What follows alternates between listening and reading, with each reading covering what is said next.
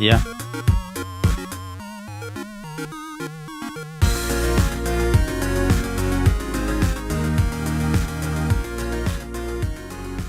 Seven in a row, and the Thunder are playing, man, they're playing some of the best ball they played all year. It's Brandon and Rob coming to you with an Aftershock, our first official Patreon Aftershock live. It's nerve-wracking. We're both nervous. I'm not even sure if it's working right now. Uh-oh. My heart's beating. Now, I think it is working, but, it's just that neurosis that I suffer from constantly.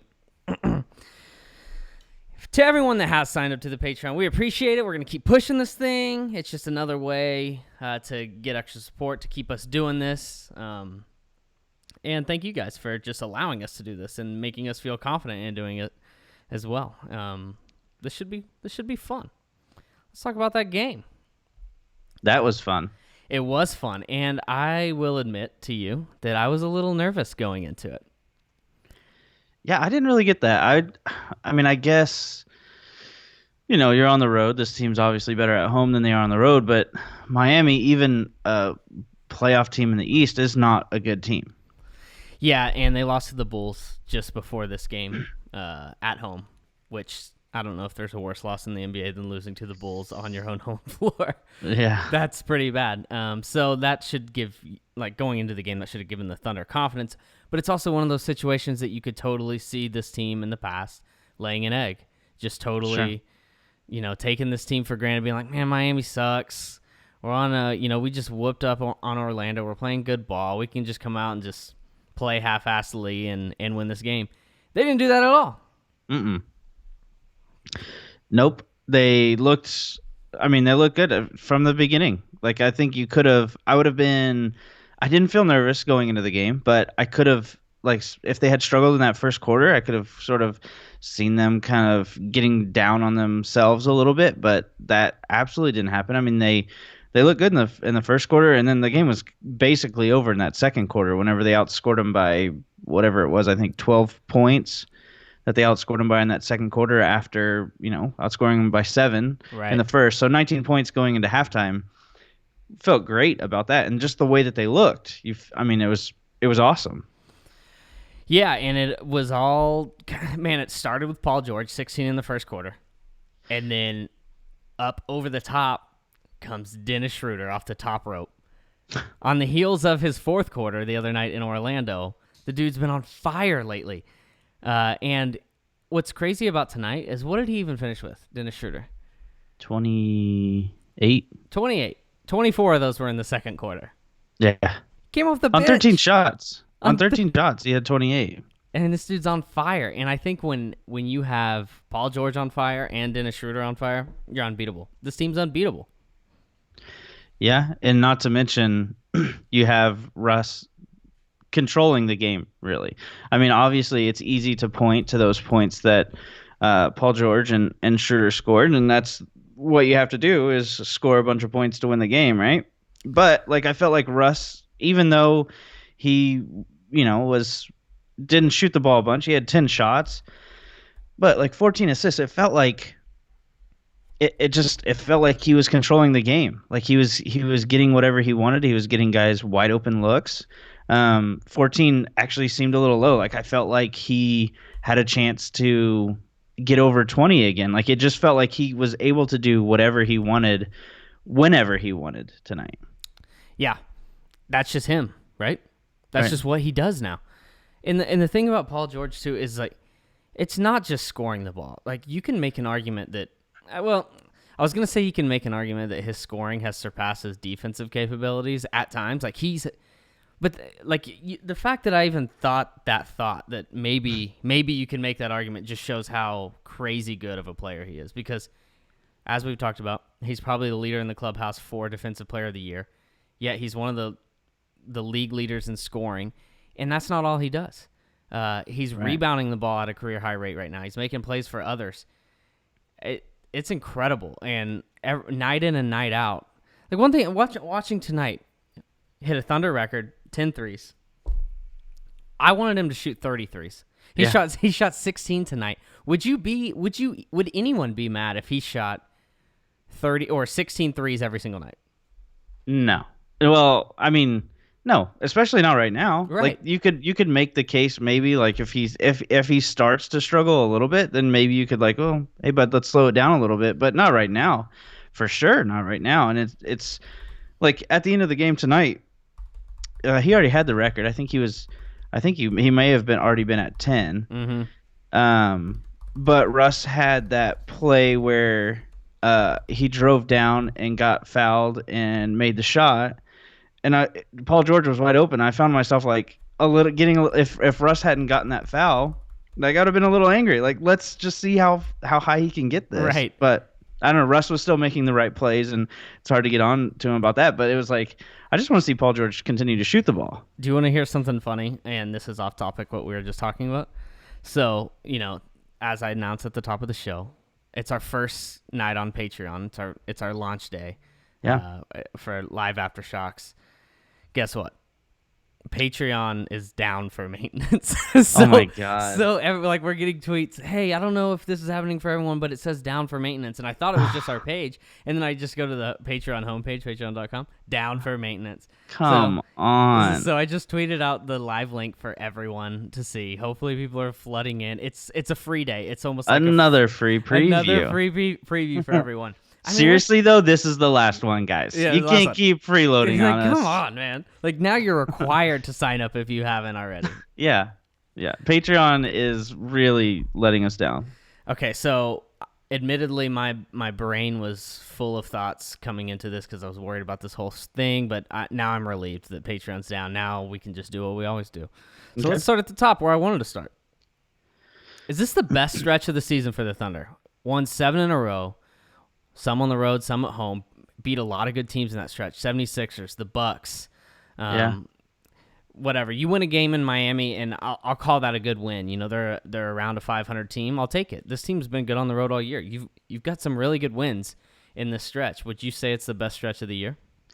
That 7 games, yeah, I think that's fair. I don't know that I would say the month of January, although like this team shooting the ball has been incredible, but just sort of being more well-rounded. It was like that November after a terrible October starting the season. Like that November, they were really good as well. And I don't know. It's just easier for me to like what this team does whenever they're playing really good defense.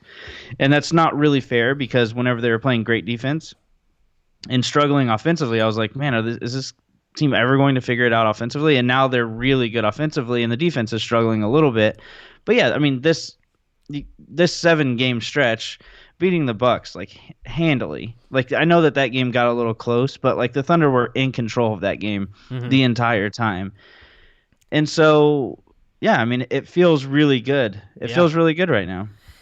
It seems like any given night something new is happening to help this team win. You have a constant, and that constant is Paul George. And another constant you could say is Russell Westbrook right now. He's been good night in and night out lately. And this comes after you and I, after like a couple weeks of Aftershocks, spent our recaps kind of talking about, is Russ okay? Like, is he going to be back? Do we have confidence in him being back? He's still not like shooting the ball crazy good. He's kind of just not shooting the ball a lot. 12 shots the other night in Orlando, 10 shots tonight in Miami, over 50% both those nights. These are the type of games that Russell Westbrook wants to play for this team. If he could do that every single night, he would. Yeah. I also think we've seen these in the past though before where he has a couple games like this and we're like, this is a brilliant Russell Westbrook. He's not taking a ton of shots. He's just making plays for others. Teams eventually start making him shoot the ball, and it is coming, right? In Sunday in Boston, it's coming. They're going to make him shoot the ball. Yeah, it'll be – I mean, they just are going to have better pieces to make sure that happens. Like, he is still – like, against Miami, he's still able to do whatever he wants. And whenever you have Paul George shooting the ball so well, and then you throw Schroder on top of that, like, Russ doesn't have to shoot it, and that's – I think, like what you were saying, that's 100% where Russ wants to be. Right. He doesn't want to have to shoot the ball a bunch. Whenever we see that number spike up, it's out of necessity, especially the three-pointers. Like you'll see where sometimes he shoots like 12 three-pointers in a game, and it's like, yeah, they were trying to catch up. They dug a huge hole, and like that's kind of where he thought he needed to do it.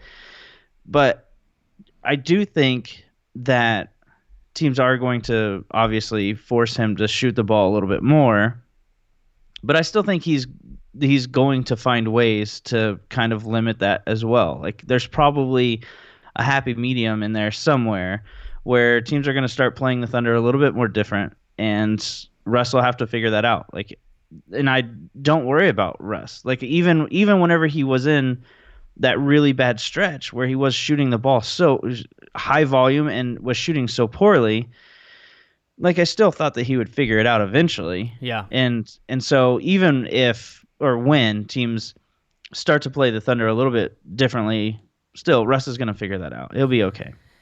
Yeah, and the thing is you're also starting to, I don't want to beat a dead horse, and I don't even think we have actually on this, but we're starting to see Russell Westbrook, that flash, that spark that he has, that burst, that extra gear that he has that we weren't seeing for a long time. It's showing itself right now. And, I don't know why. I don't know the reason right now it's showing itself, but it is. But I want to go back to kind of what you were talking about, how you feel better about this team when you watch them defensively, as opposed like play well on the defensive end, as opposed to when they're playing so well on the offensive end. That's interesting to me because I understand what you're saying, and I think that defense is what this team's ultimately going to hang their hat on. But at the same time, man, it's been really fun watching them play so well offensively because it gives you confidence going forward that, okay, maybe this team is capable offensively. Maybe they can win games like this if they have to. And naturally, your defense is going to fall off a little bit if you're playing so well offensively. And if you look at the numbers, the past 12 games or so, the Thunder have been one of the best offensive teams in the entire NBA. Mm-hmm. Brett Dawson had a tweet tonight during the game that the Thunder are all the way up, and this is coming into tonight, so I don't know if it changed tonight. What were the Thunder from 3 tonight? What was it? 16 for 30. 16 for 30. So it's only going to go up, but coming into the night, the Thunder spent most of the year dead last in the NBA in three-point percentage. They were 20th coming into tonight. Yeah. That shows how well they've been shooting the ball, and it continued tonight. Like, I keep waiting for it to drop off, and it's not dropping off. Obviously, it's not sustainable, but that's super promising, right? Yeah, I mean, for sure. I don't know that I feel like it's sustainable. Like, I don't know that it's not.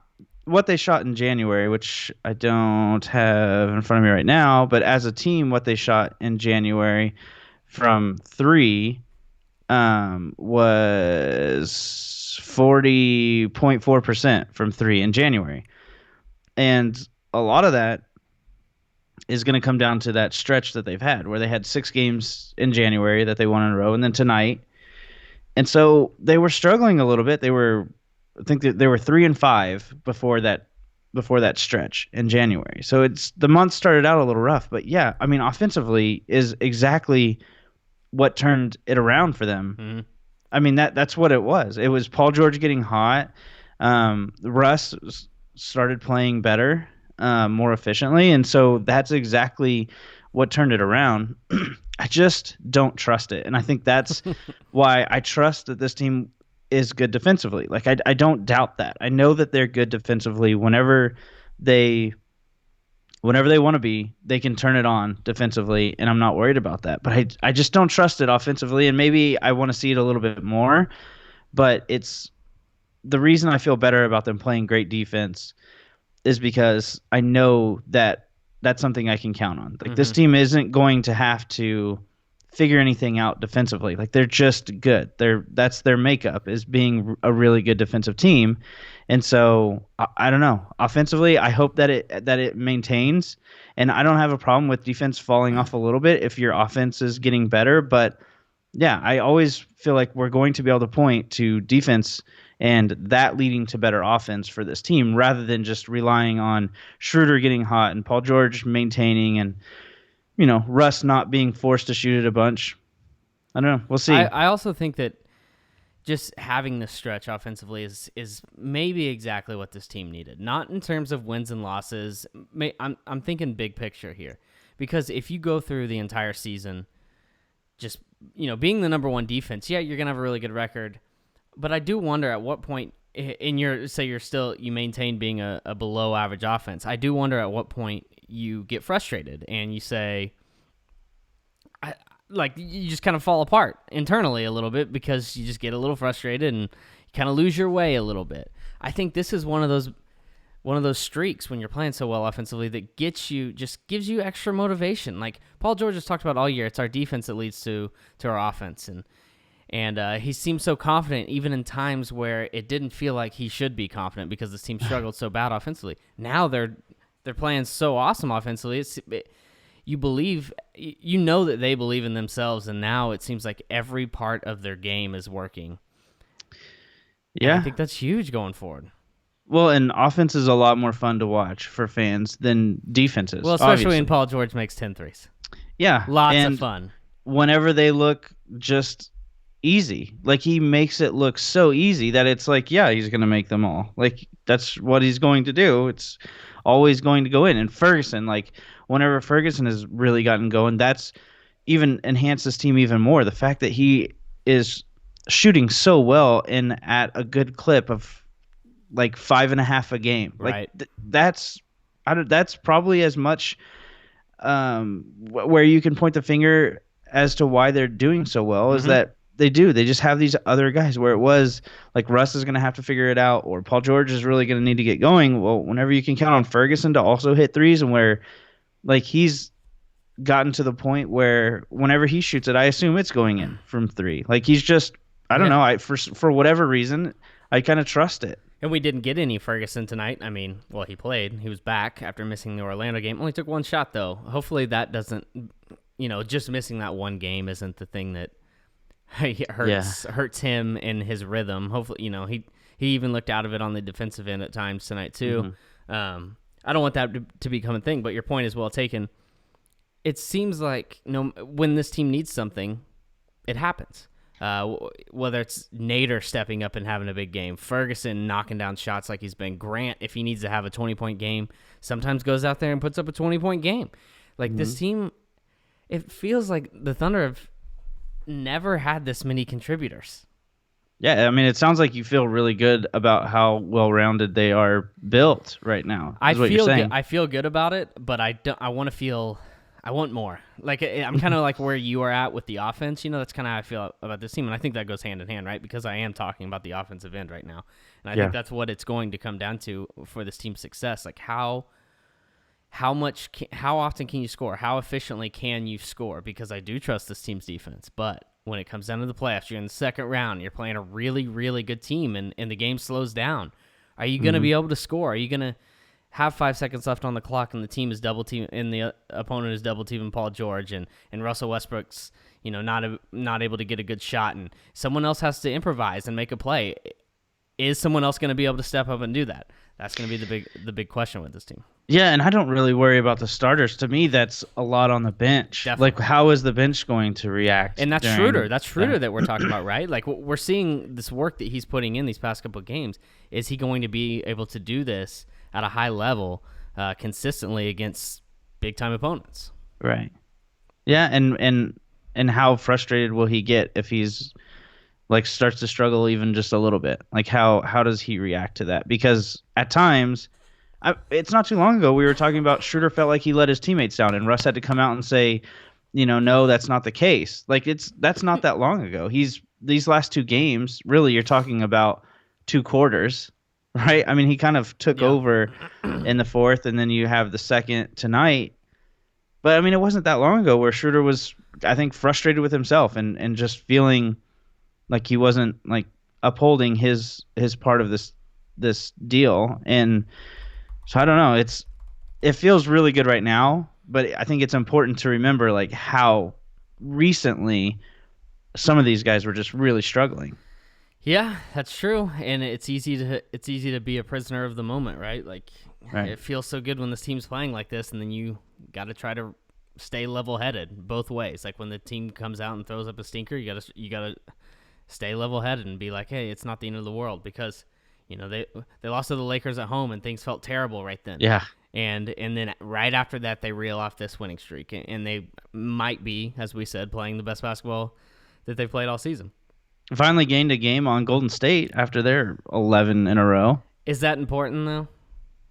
It just feels good. Like it's like Yeah. It's important to me. Yeah. Like I it's mean, probably but not you're not going important to to catch them. him, But right? You're not going to catch no, no, him. no, no. You're not going to catch them. But you also have Denver playing Houston tonight, and so I mean, maybe Is that there's in Denver?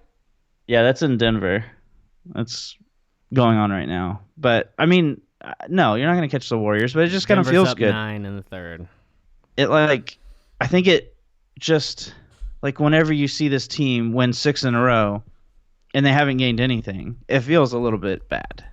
Like you're happy that they're playing so well, but it's Yeah. also like God, But the Warriors are so good. But then you look at the Warriors lose last night, the Thunder gain, and I don't know. It feels good to me. but we can probably agree that I think the Thunder really just need to make sure they end up either the 2 or the 3 seed, right? Because avoid Golden State in the second round. Like it's going to be hard enough to win the first round. You definitely want to avoid Golden State in the second round if you can.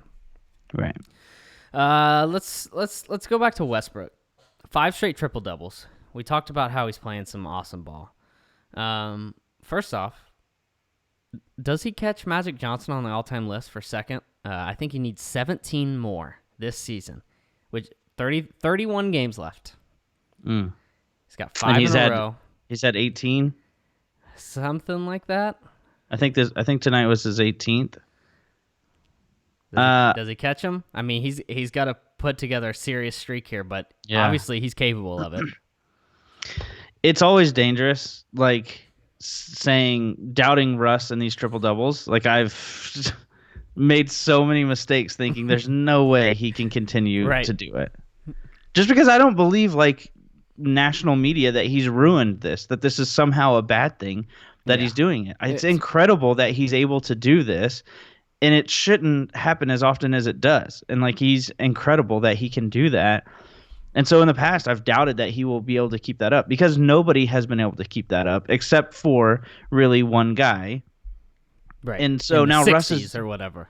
Yeah, totally different game. And so now Russ is doing that whenever nobody was able to do that really before at the clip that he was. Like you talked about Magic and there was Jason Kidd. Like there was other guys, but like the way that Russ has really started doing this is incredible. So I wouldn't doubt that he will catch him. I wouldn't bet on it. Yeah, I wouldn't bet on it, but I wouldn't be shocked if he did. Yeah, he definitely needs to probably play all 31. I mean, if he can play like he played tonight and he played against Orlando, as far as not having to shoot the ball all the time and have other guys step up and make shots for him, it gives him a better chance, in my opinion, because then he's able to rack up those assists, you know. He's shown that he can get some rebounds. And the thing that I love about Russ, a lot of those rebounds right now are coming on the offensive end, going after loose balls on misses.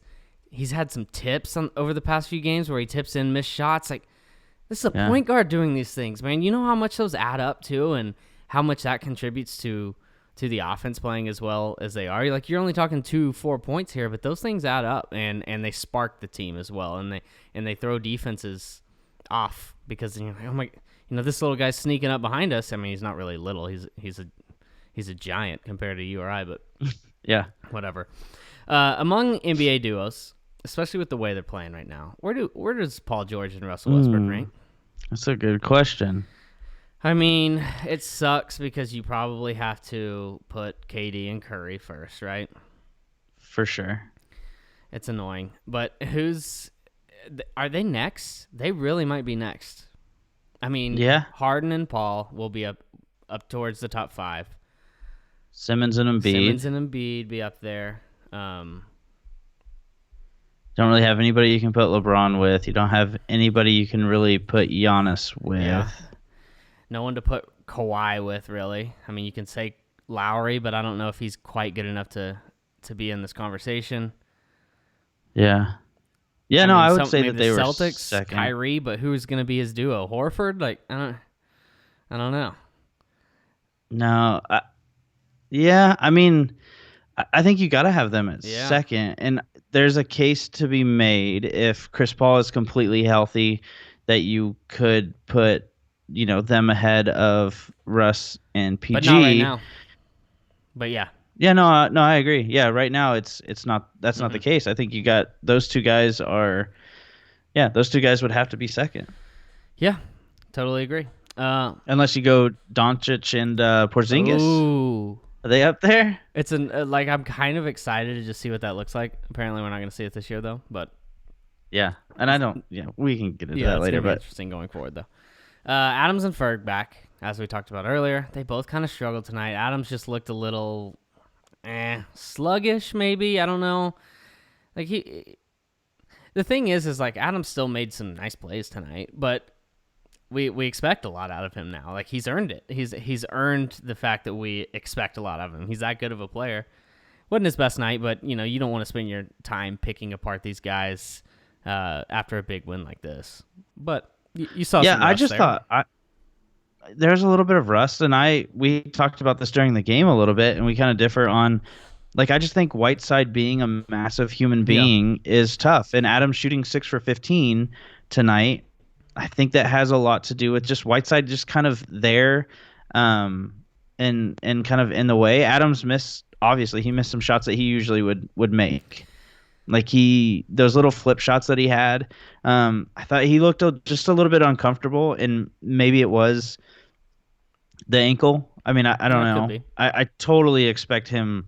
Like it's just It also could just be a rough night on the road where he was Sure. just coming back and wasn't feeling 100%. And I think that you have to give him the benefit of the doubt that he will come out on Sunday and be just He's fine. got to be good Sunday for sure. But yeah, I totally agree. It's one of those nights you didn't really need him. I mean, all you needed tonight was Schroder, Paul George, and Russell Westbrook doing his thing, and that's a win. I think, yeah. I mean, it would have been a lot closer without Adams, just because like you would shifting Noel to that starting lineup whenever you have to deal with Hassan Whiteside is just really tough. And like having Adams be able to like chunk away those minutes just makes everything so much easier. Yeah, Whiteside to me though, like you're right. He's a big human. He's hard to move. Like he's gonna match Adams as far as strength goes. I mean, not match him, but he's going to give him issues as far as strength. He's one of the stronger players in the league. But I just don't feel like he's a very good player. Like I don't feel like he's a team player. Like I wouldn't want him on my team. Yeah, no, I Yeah, I agree with and that. I think that's probably where my like where I'm sitting on that because I don't think Miami wants him on their I- team. Like I they're obviously regretting I that don't think contract, that, right? yeah. Noel was great though when he got on the court tonight. He was really good. Noel struggled with his shot. Like he's not making anything aside from dunks or tip-ins or whatever. But everywhere else continues to be really good. They only credited him with 3 blocks tonight. He had at least 5. 27 blocks tonight is what he had. That's what I had on the unofficial counter. Let's look ahead to Boston on Sunday. Super Bowl Sunday, before the Super Bowl. Yeah. They're going to keep it streak alive here. Boston been playing a little better lately. I don't know. win. That's really tough. It would be, yeah. I mean, like at some point they're just gonna have a little bit of a letdown. Like not to say that they're gonna get blown out by Boston or anything, but it wouldn't be surprising if they lost by 3, just coming off of this stretch of winning 7. And nobody would blame them either if they kind of maintain how they were playing and just kind of came up a little short. I don't think that that's the case. Like we saw them. They played great against Milwaukee. They looked really good against the best team statistically wise in the NBA. Like you look at that team and they're so good offensively, as well as I think they were the only team that was offensive rating and defensive rating in the top 5 at that time. And so like the Thunder just kind of handled them, and so I don't see why they can't do the same with If you Boston. win Sunday, if they go into Boston and win, and that's the 8th in a row, people start taking notice, right? Like national media is going to start pointing at the Thunder and being like, okay, this team is legit. Like this team is a legit contender, and we got to start watching out for the Thunder. Right. Yeah, no, I completely agree. You're beating the better teams in the league too. Like you're not it's not just these bad teams on the road too. that you're A beating. road win, it's huge. And man, 2 weeks ago, when did the Paul George MVP campaign realistically start? 2, 3, maybe a month ago? Probably, I would say probably a month ago. And 2 weeks ago, it probably reached a point where we're like, okay, this guy's like, we gotta give him the attention he deserves as far as his MVP campaign goes.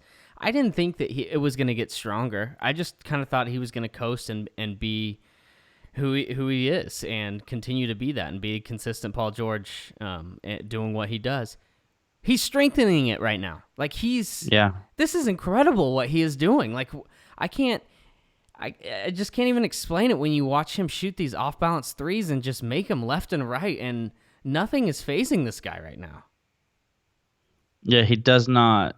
It just seems like he's on another level right now. Yeah, I was thinking it during the game, and when you think about like 3-point shots and dribbling into them, and no one able to bother them, he's in the same class right now as no one's in Curry's class when it comes to shooting the ball. But there's a handful of guys in the league that you just trust with any shot, any jump shot like that, and he's one of them. And he's up there with Curry and Thompson and Harden, if you want to put Harden up there. Like, he's one of 3, 4, 5 guys in the league that you really trust with shots like that. And he's on the Thunder. Yeah, and I mean that's basically it, and it's not going to slow down. Like that MVP hype. Like you look at the MVP chance that he gets. Like we talked, or somebody, I don't remember who was on the Aftershock, talked about how like he's getting those chances on the road, and it's really loud at the free throw line in the peak. Yeah, like you can, like when you're there, I mean it's all around the building. It's cool because he's such a likable dude too. Like man, for sure. And it's funny to think about who he was last year. I think we talked about this on the last Aftershock, but it's funny to think about who he was as a player last year. And I remember you and I having a conversation and being like, is he or Klay Thompson the better overall player? Like, we had that conversation last year. It's crazy. We had that conversation last year. Like, it's not even, if I asked you that right now, it would be a blasphemous question. Yeah, but he was struggling last year, though. Like, he just hit a slump where he was just struggling. And it doesn't feel like that's going to happen this year. It just feels different. It's ridiculous and it'll never happen, but you can make a case that he should be the most improved player in the league. Like, normally you don't see guys this high profile win the award. It just doesn't happen because he's always been a great player. He's always been an all-star. But the jump that he has made, and it doesn't necessarily show up statistically, but when you watch him on the court, it's very evident. Yeah, and that's the problem. That's the problem with trying to get Paul George to win the MVP is that, like, he does so much defensively. He's leading the league in steals, but it's so much more than that. Like, it's like affecting how the other team is playing offensively. Like, he has such an impact on that end of the court. You just kind of you just forget about it, and especially whenever he's shooting the ball like he is right now, you definitely forget about it. And that's the part of it where it doesn't show up in the stat sheet all the time. Like, he is getting a bunch of steals, but what does that mean to people whenever you see Harden scoring, 50 a game for that stretch that Chris Paul was out? I mean, it's just people are going to point to the offensive stats because you can't watch every game. Right. But you can look at a box score and kind of tell offensively how how a player did. But you miss out on guys like Paul George whenever you do that because he impacts what the other team does every single night because he's so good defensively. Let's talk real quick before we get to some questions. Thunder traded Timothé Luwawu-Cabarrot away to the Chicago Bulls today. Threw him some cash in there, and they said, please take this man. They got a protected second-round pick. Royce Young just tweeted out a few minutes ago that pick is protected 31 through 55. Which means that pick will never convey to the Thunder. The Bulls would have to all of a sudden be really, really good, and that's not going to happen. Yeah. It was basically just like, I think you have to take something in return, and that's what they took in return. So this is a move that got the Thunder down to 13 guys on the roster. It saved them approximately $8 million in luxury tax. So what's bigger here? Is it the fact that they get down to 13 and they're putting in place a move that's going to come, or is it a simple money-saving tactic? Well, for me, that's not my money. Right, so but like if all. You're trying to think of it from their perspective, maybe both? No, I think it's probably more to do with the tax savings. Like to me, they were always going to add something to this team. Like that, they weren't. You're not just going to go in. You already had the roster spot. You already had the extra spot there. Now you have two. I don't think that it screams that they're going to. I don't think that means that there was going to be a move. Like they were already going to make a move. I wasn't like this team just wasn't set. All like they weren't. Assuming Robertson is just not going to be able to come back to 100%. This team needed help. This team needed depth. Like a veteran presence, like what we saw with Corey Brewer last year. And obviously that was a little bit different, but like this team is lacking something. And I think that they were going to make a move regardless. Obviously this makes it easier too, because you cleared out some tax money to kind of probably add in a little bit more. But if you had to guess yeah. what they do with these last two spots, do you think trade deadline's next week? Do you think a trade Thursday, right? Yeah. Do you think a trade's coming from this team, or do you think they stay pat, look to the buyout market that looks to be pretty robust now with Wes Matthews and maybe even DeAndre Jordan being a part of that going forward? Who knows if Courtney Lee's a part of that with this recent Porzingis trade? There should be some names out there in the buyout market, and the Thunder are definitely going to be a player when it comes to that market. To me, it feels like that's going to be. They don't want to. I don't think they want to lose anyone. I don't think they want to trade anyone away. I think they want to keep everyone that's on this team and add. I think that they're going to want to avoid losing any depth at all.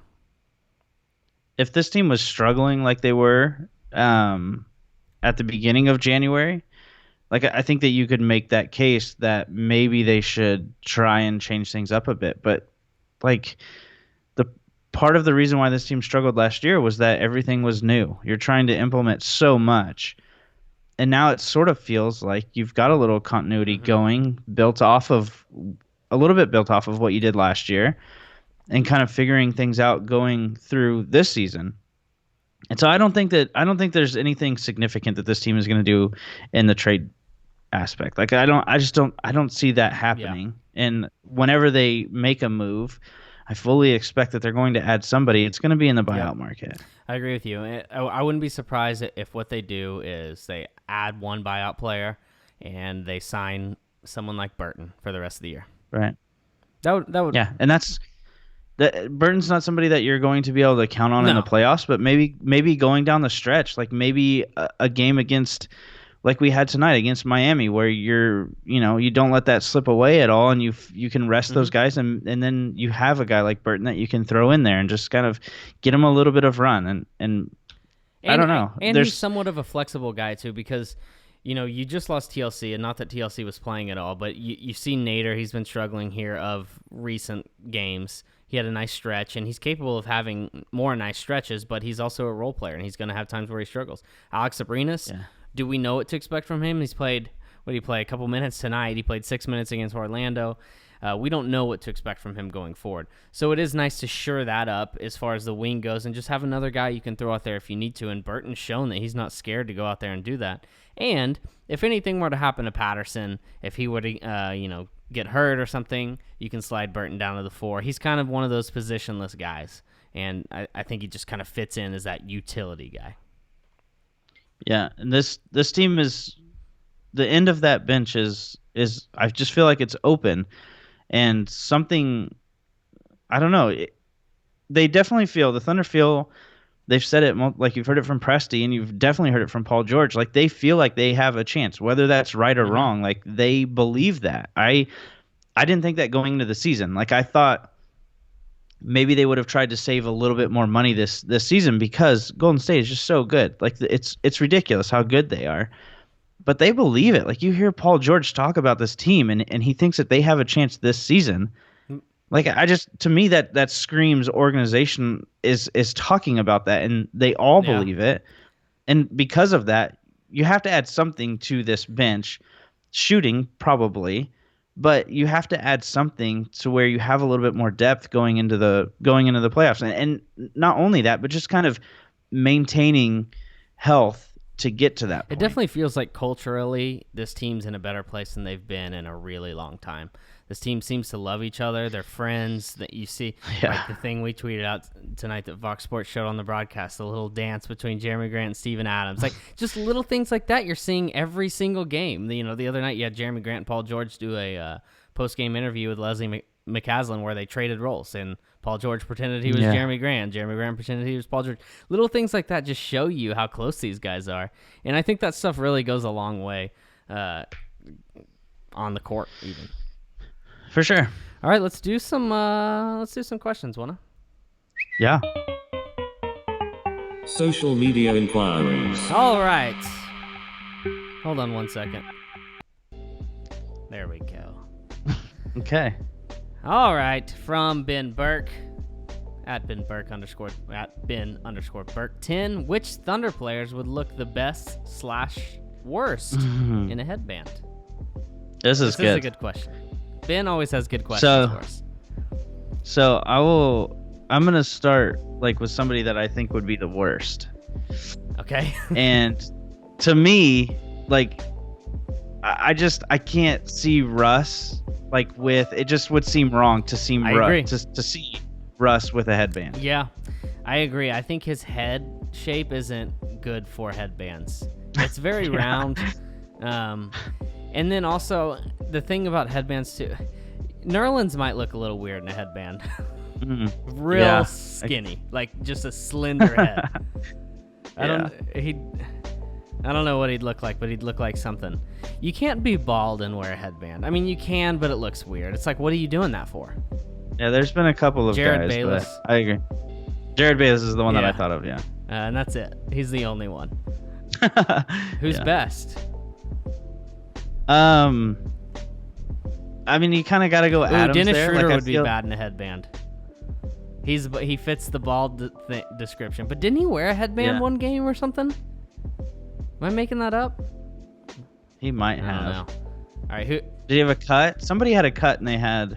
I don't remember. Yeah, maybe I'm thinking of his blue streak in his hair that he had the first couple of games. As far as good, I think you gotta go. Steven Adams would look fine in a headband. I think you could great in a headband. You can throw that. He's got a ton of hair, which seems helps. like the headband could assist. Yeah, and it just helps the overall look too, because it just looks good. And you could if Abrinas would grow his hair out, I think a headband would do him good.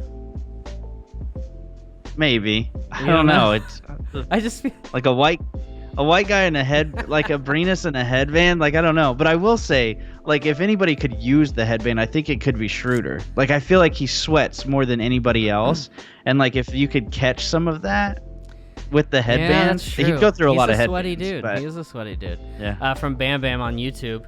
What are the chances of Diallo winning the slam dunk contest? Today it was announced that Diallo would replace the Heat's player, Derrick Jones Jr., in the slam dunk contest. How do you feel about his chances? Who are the others? Dennis Smith Jr. Yeah, which, I feel like he's going to be really good. Dennis Smith Jr. or Diallo? No, Dennis Smith Jr. is going to be good at it. He was pretty good. Yeah. Yeah, he's going to be really good. And they're going to I think part of it is going to come down to name recognition. We saw that. I think that's just going to be part of it. Even though they're going to kind of judge the dunk, I still think that if you're going to give it to one guy, just in your mind, you have to do it quickly. They throw out those scores quick. I think you're just going to not really give the benefit of the doubt to Diallo. Yeah, but if he goes out there and throws down some awesome dunks, you're just not going to be able to deny it. Charlotte rookie Miles Bridges, who has thrown down a couple good dunks against the Thunder this year. That guy can get up. And John Collins from the Hawks. That's interesting. Yeah. Just throw him alley-oops and let him go catch it with one hand. That's kind of what he does, right?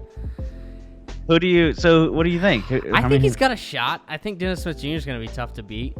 I think it helps. Dennis Smith Jr. is going to be the smallest guy, and he can jump, and I think that always helps a little bit. And the biggest guy never wins, right? Except Dwight Howard, Blake Griffin, they won, but that kind of goes to what you're saying, the name recognition thing. Yeah, so I scratched John Collins out. I don't know. I'm interested to see. I don't know what he's going to try. I'm afraid he's going to be a little bit too ambitious of a dunker.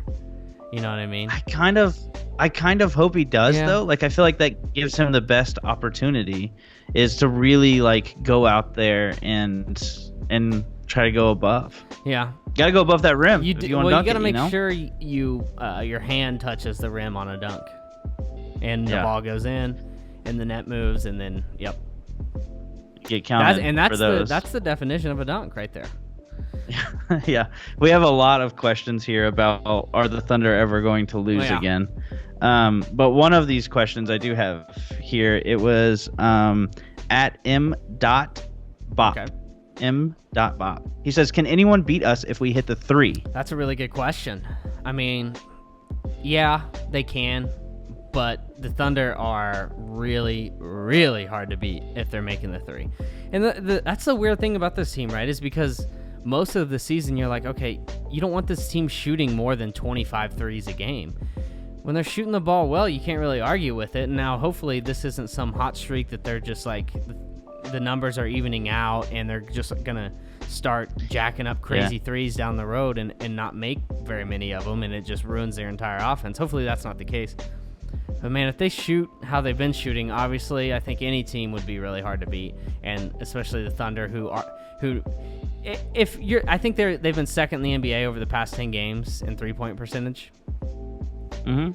Then you throw in the length that they have defensively, their rebounding ability, Russell Westbrook, who attacks the rim relentlessly, and Dennis Schroder that comes off the bench for them.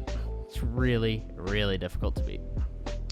Yeah, and I mean, there's also like we still haven't gotten that contribution from like Abrinas, like somebody who we thought that in order for this team to make a 3, it was going to have to be one of those guys. It was going to have to be Alex Abrinas, and the fact that like, especially in January, like the fact that it just wasn't him, that there was other guys like Patterson. Mm-hmm. He hasn't shot a bunch of them, but like he was shooting it really well whenever he did, and so I don't know. It's just it's nice that it's a little bit different than who we thought it would be. Like Ferguson, obviously at a ridiculous clip, Schroder doing it a lot, shooting the ball a lot better. So it's just kind of nice that there's other guys. Schroeder's been shooting the 3 ball really well over the past few games.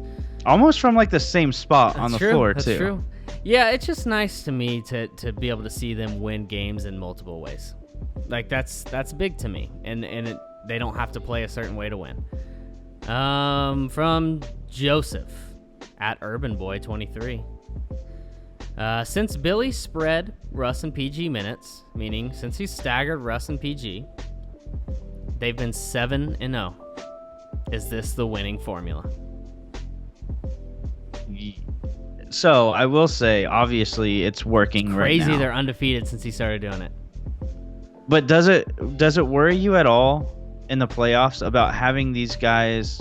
Not to say that they're not playing together now. Obviously, they are. They're staggering them to get sort of through that little bench moment where either Russ or PG needs that little bit of rest. But I do sort of wonder, like, that's not really what's going to happen in the playoffs. Like, those two guys are going to be, I don't know, maybe it will. Maybe you stagger them, but it's less time without each other. I just feel like it's not really what's going to happen in the playoffs, and it's going to be a little bit different. And you're doing that in the regular season where it's not going. The roster is going to shrink. You're going to use less guys, and so it's going to be different in the playoffs than what you're seeing in the regular season. Last one, Jesse Edgar Photography at OK Computer Guy. I've heard on the pod multiple times that you guys aren't worried about Denver and that they should eventually slow down. Are you still in that mindset? Why or why not? I am not in that camp. Like, I'm not. The Nuggets are. They feel legit, huh? They shoot the 3-ball really well. Like, that's the thing that the thing that the Thunder are going to probably struggle with is teams. Whenever we've seen the Thunder struggle, especially recently, it's defensively. Like, they're not getting out to 3-point shooters, and the Nuggets, who still are not 100% healthy, are really good at doing that. It feels like they have so many guys that can do that. Yeah, and they're just right. There's so many guys. They're just so deep. Like that's what they how many guys did they have hurt for a long time and miss games? Barton. And that's the only one I can think of off the top of my head. No, but Millsap missed some games. Gary Harris missed some games. They had a lot of starters miss a lot of games, and they were able to just fight their way through that and continue winning. So they're a deep team. Now, I think where the Thunder have them is that you can make a case that the Thunder, on any matchup, any night that those teams play each other, playoffs too, they have a few things going in their favor. The Thunder might have the two best players on the court. When you talk about Russ and Paul George. Now, Jokic is really, really good, and he's maybe the fifth highest MVP candidate right now. He might be around fifth or something like that. He's a really good player, but he's their best player, and I don't know if that's good for them. He's really good, though. And then number two, the Nuggets don't have any playoff experience, really. I mean, you have Paul Millsap, who has a lot of experience, and that'll help that team a lot. They still have Isaiah Thomas coming back. He's got some experience. It wouldn't surprise me if he kind of hurts that team, though. Monte Morris in their backup spot has been really, really good, and he's a guy that defends a little bit. So are they going to be okay with Isaiah Thomas coming back and stealing those minutes? That's going to be kind of interesting to see. Yeah, and that's the other thing is, like, they do defend really. Like, Torrey Craig is a really good defender. And Beasley, they're kind of built like the Thunder in that way a little bit. But I also feel like they are, whenever they do get into the playoffs, like, they have Jokic who they can throw it down to whenever they need a basket. Like, if they're just kind of struggling, I feel like they can slow it down in the half court and go to Jokic. And so they have if you shooters were around to sort him, of, he's a great passer, and he puts it on the money. Right. If you were to sort of rank them, obviously the Warriors are first. Who's your, as of right now, who are you worried about in the playoffs? Worried about? God, I really might go Denver too. Like, I'm always tempted to put Rockets too, though, because they have Harden, and Harden is really that great, and he's really tough to defend. So I would, just because of that, I'd probably go lean Houston too, because I know they're going to get someone in the buyout market. Hell, they might get 3-4 guys. That's just how they operate, right? Oh, you're an in-season free agent? Okay, Houston. Okay, you go to Houston. I mean, yeah, it feels like Matthews or like they're having... What about DeAndre Clint Jordan? Clint Capella is still out, so yeah, they could use DJ. Wouldn't he go there and rejoin Chris Paul, though? Don't they have a little tiffs in the past? Yeah, I feel like he would get over it, though. Like, he's... Or try to win, at least. I still think the Jazz are up there. Like, I worry about the Jazz. Yeah, that's true. Jazz should be up there, and especially they're gonna have a pretty cupcake schedule to close the season out, and that could get their confidence up and playing good ball. What about if you find a good trade for Nerlens Noel and you bring in a nice wing player, and then you pick up DJ in the buyout market, and boom? Yeah, I mean that one would hurt me a little bit. Really like old Nerlens, but too, and I'm not convinced that DJ's is better than Nerlens on the defensive end at this point. I'm not convinced that he is. I don't know that he wants it as much. Like, it's hard to tell when he's been in Dallas. Like, he's kind of become an afterthought in the NBA, right? I mean, he's not really a guy that comes to mind when you think of the best centers in the league anymore. No, but I will say, if they both would have something to prove at this point. Like, Nerlens obviously coming out of Dallas, he wants to get a bigger contract, and like he's got that to prove that he can start really for a team in this league. And so DeAndre Jordan getting traded, if he does get bought out, he's gonna want to prove that he is fine, and that he, wherever he goes next, can be useful. So all right, that's gonna do it for us. It's good stuff. Sorry Patreon didn't work, but I know that no one's sorry out there, because they were able to just get this for free again. Last free preview. Go sign up, patreon.com/Thunderheads. Hopefully it won't be under maintenance for the rest of time, and we'll be able to capitalize off of that and off of you people. I'm just kidding. Did we break Patreon? I think we did. I think we had so much traffic flooding to our page. Wow. That it broke. Impressive. All right, guys. So what's the plan? We have a game Sunday. Celtics at Boston, and then we're back Monday, right? Who you got in the Super Bowl? You got to pick now. I'm gonna go with the Rams. You're going against Tom Brady, huh? Yeah. We're still here. That's the weirdest thing I've ever heard. I'm going Rams too. We'll catch you guys on Thursday. Monday. Thunder up.